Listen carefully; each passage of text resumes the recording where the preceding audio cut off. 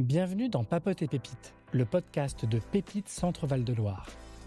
Dans cette première saison, nous vous proposons des conversations sans filtre, des retours d'expériences concrets et des conseils pratiques pour oser entreprendre, innover et se lancer.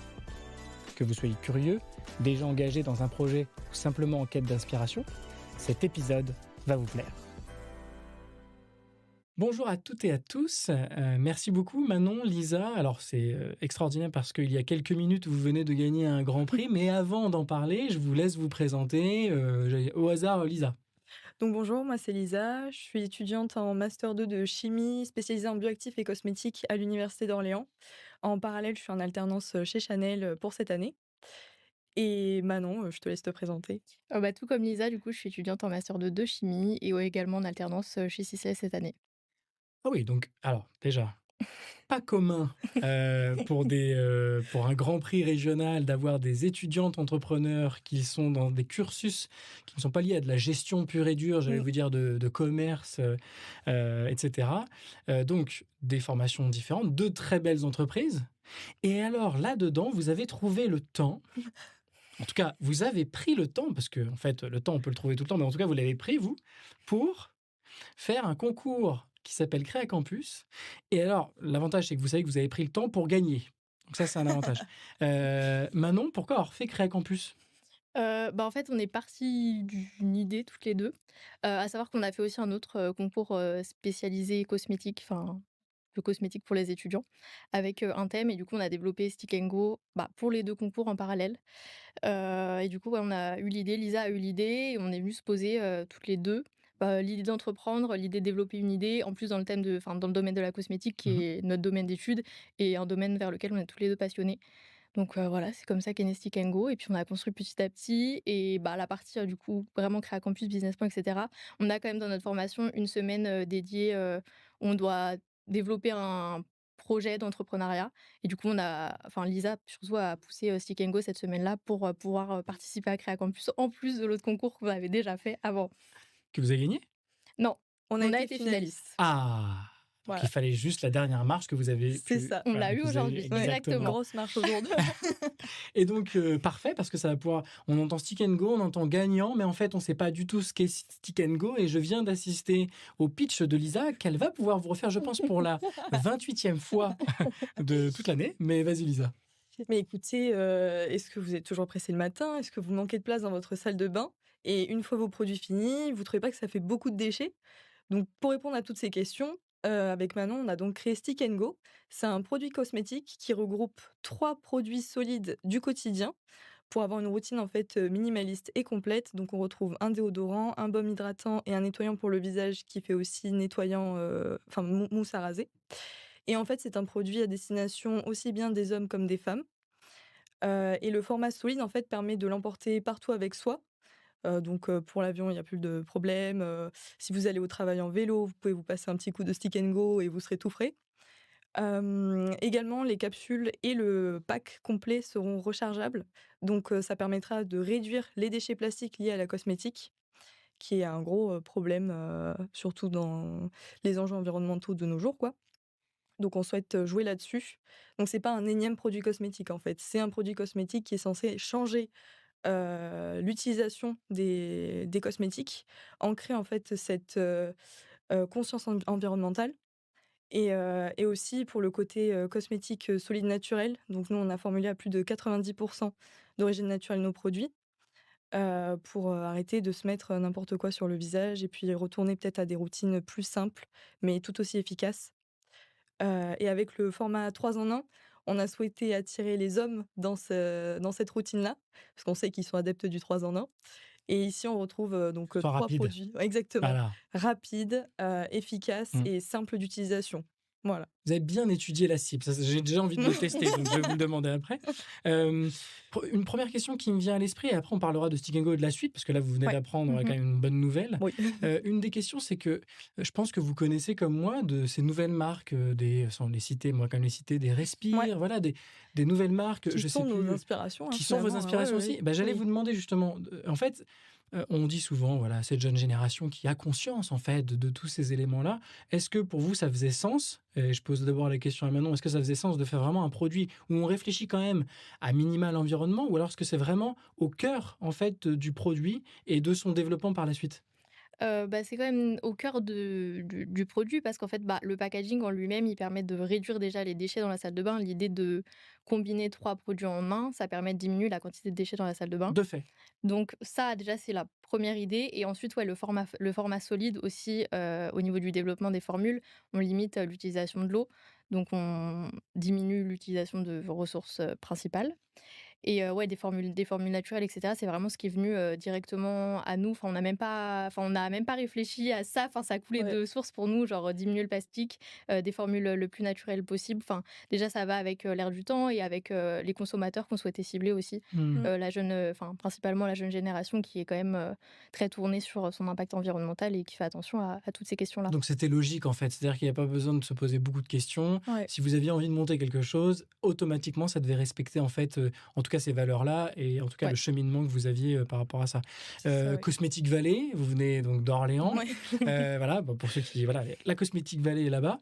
Qu'est-ce que ça vous a apporté d'être dans ce territoire-là? Alors je me dis peut-être avec vos alternances, peut-être que ça vous a rien apporté d'ailleurs, mais voilà, qu'est-ce que ça a pu parce qu'on se dit, bah, c'est l'endroit parfait en fait pour faire, des cosmétiques? Alors, personnellement, je viens de Toulouse, j'ai fait ma licence à Toulouse et c'est parce que, ce master-là était dans la Cosmetic Valley que OK. j'ai voulu y aller. Donc on a fait ce master-là, orienté, cosmétique sur la dernière année. Maintenant, ils ont refait la maquette, donc c'est sur les 2 années de master et grâce à la Cosmetic Valley, il y a le WeLab, on va dire, dans notre, campus. Mmh. Donc c'est un, laboratoire, cosmétique qui a pas mal de contacts aussi dans la Cosmetic Valley. Nous, on a été plutôt à petite échelle, donc on s'est arrêté à notre campus universitaire. Mais plus tard, la Cosmetic Valley pourrait être un pilier pour nous, je pense, clairement.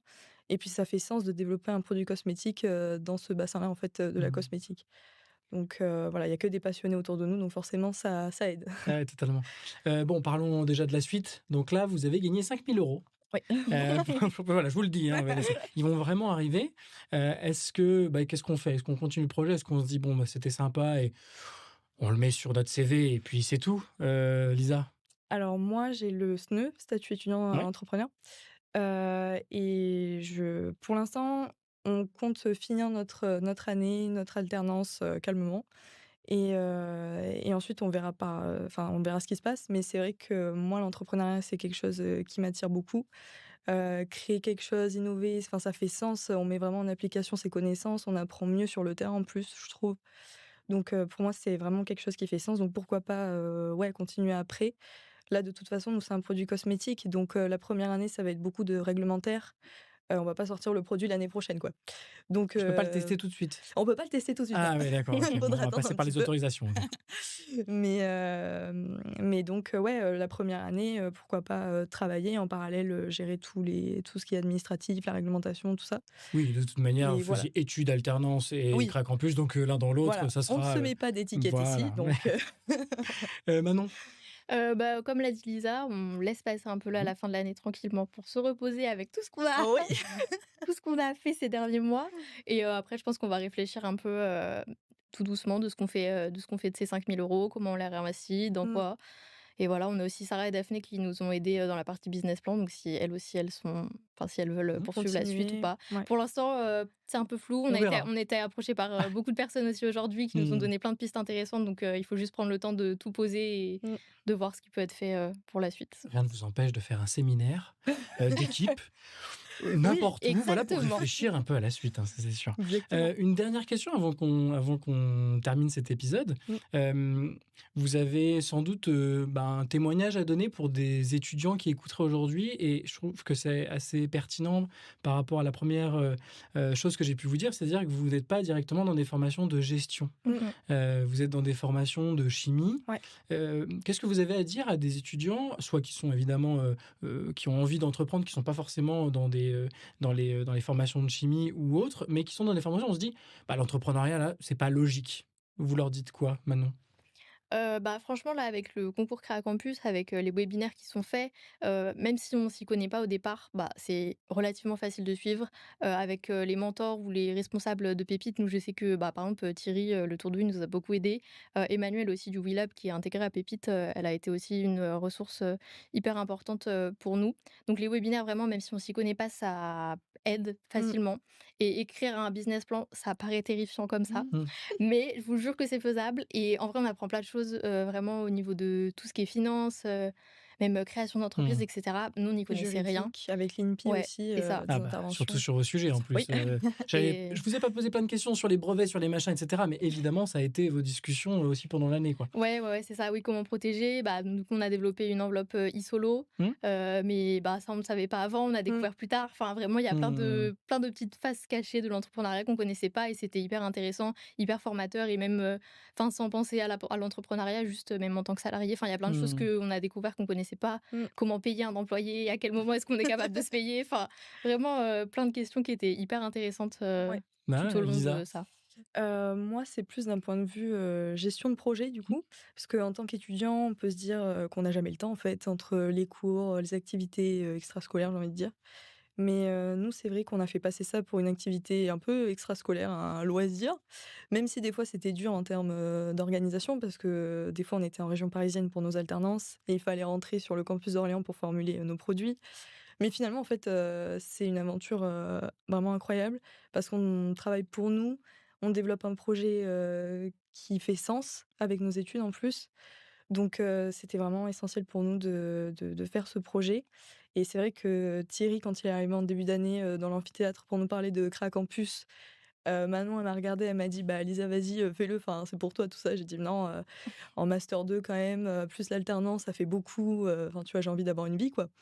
Et elle m'a dit: «Bah, franchement, si tu le fais, je le fais». J'ai dit: «Bon, bah, meuf, j'ai déjà une idée, donc si tu veux, on y va». Et puis finalement, ça s'est fait, assez naturellement et ça nous a apporté beaucoup, pour nos études sur la formulation, la réglementation, enfin tout le Mmh. domaine de la cosmétique qu'on ignorait un peu en M1 parce qu'on n'était pas encore spécialisé là-dedans et on a pris un peu d'avance sur le Mmh. cursus de notre master aussi Ouais. et puis ça nous met en contact avec, des fournisseurs, donc des professionnels après, quand on va rentrer dans le monde du travail et finalement, c'est vraiment une expérience, essentielle, je dirais et puis il faut tenter quoi, qui ne C'est tente que du rien à rien. plus, C'est que mais du plus, exactement. Oui. franchement. Je peux me permettre de vous demander votre âge maintenant, Moi, j'ai 22 ans.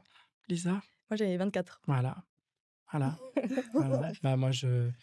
On peut s'arrêter là-dessus et puis voilà. Et vous, vous avez On demande on demande pas Justement, on va pas l'âge le en dire, mais retour? par contre, voilà, quand on dit, «Ah les jeunes quand même, hein», il faut juste écouter ce podcast-là et encore une fois, félicitations pour votre beau Merci. Merci projet et beaucoup. votre prix. Merci Merci beaucoup. beaucoup. Merci. Merci. Merci d'avoir écouté cet épisode de Papote et Pépites. Pour aller plus loin, découvrir d'autres témoignages ou rejoindre l'aventure Pépites Centre-Val de Loire, rendez-vous sur notre site internet et nos réseaux sociaux. Et surtout, n'hésitez pas à partager le podcast autour de vous et à écouter les autres épisodes de cette saison. À très bientôt!